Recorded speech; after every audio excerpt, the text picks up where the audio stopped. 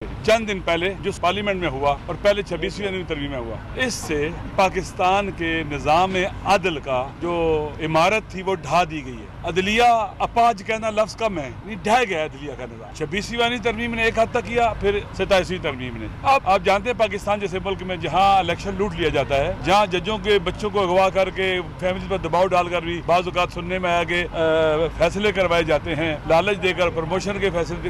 اب عدلیہ کدھر؟ عوام کو کہاں سے انصاف ملے گا؟ انصاف کے تمام دروازے بند ہو گئے۔ اب ظلم کا راستہ ہمارے سسٹم کا کوئی ادارہ نہیں روک سکتا۔ یہ جو پارلیمنٹ ہے یہ بھی ڈھہ چکی ہے۔ آپ کو یاد ہوگا اسی پارلیمنٹ میں رات کے وقت ایم این اے کو اٹھایا گیا، آج تک نہیں پتا چلا کس نے اٹھایا، اور اسپیکر وہاں پر بیٹھا ہوا ہے، ابھی تک بیٹھا ہوا ہے۔ شرم نہیں ہے کہ آپ ان کی حفاظت نہیں کر سکتے؟ آپ تو کسٹوڈین ہیں ہاؤس کے، عوام کو اٹھا کر ترامیم کرائے گی۔ 26ویں آپ نے دیکھا تھا کیا صورتحال تھی، 27ویں میں بھی متفقہ آئین کو متنازع آئین بنا دیا گیا۔ وہ ڈاکومنٹ جو فیڈریشن کو فیڈریشن رکھتا ہے اب وہ نہیں رہا ہے۔ پاکستان کی فیڈریشن پر اٹیک ہے، سالمیت پر اٹیک ہے، عوام کے حقوق پر اٹیک ہے، اور پھر آئین کے اندر جو لیمٹس ہیں قانون سازی کی، ایک تو یہ ہے کہ آئین کی جو روح ہے اس کے خلاف اب کوئی بھی قانون سازی نہیں کر سکتے۔ دوسرا قرآن و سنت سپریم ہے وہاں پر، اور حاکمیت اللہ کی ہے۔ پاکستان کے ہاں بس ایک جملہ کہہ کے پھر یہ دیتا ہوں، پاکستان کے آئین کی روشنی میں اگر ہم جمہوریت کی تعریف کریں تو وہ یہ ہے: اللہ کی حکومت منتخب صالح صادق امین نمائندوں کے ذریعے عوام، آرٹیکل 62 یعنی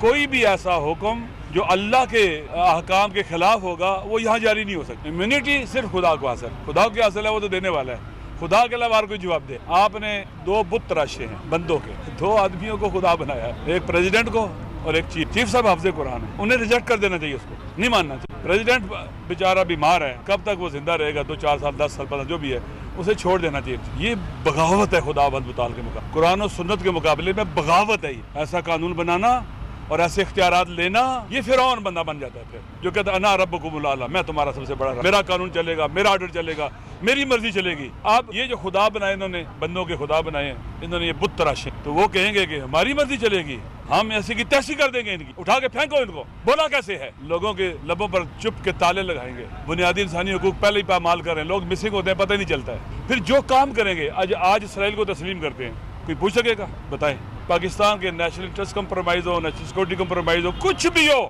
آپ ان سے نہیں پوچھ سکتے۔ نہیں، ہم پوچھیں گے، ہم اسی لیے نکلیں گے، پاکستان کے عوام پوچھیں گے، یہ ملک پاکستان کے عوام کا ہے، پاکستان کے 26 کروڑ عوام کا ملک ہے، لہٰذا ہم پوچھیں گے، ہم چپ نہیں رہیں گے جب تک زندہ نہیں چپ رہیں گے۔ اور سراپا احتجاج ہے، آنے والا جمعہ پورے ملک کے اندر یوم سیاہ کے طور پر منایا جائے گا۔ علماء کی ذمہ داری ہے، دینی ذمہ داری ہے، بولیں، جوان، پیر و جوان، مرد و زن و مرد، ہر کوئی اتوار کو جمعے کو یوم سیاہ بنائے گا، جی بی سے لے کر پورے پاکستان۔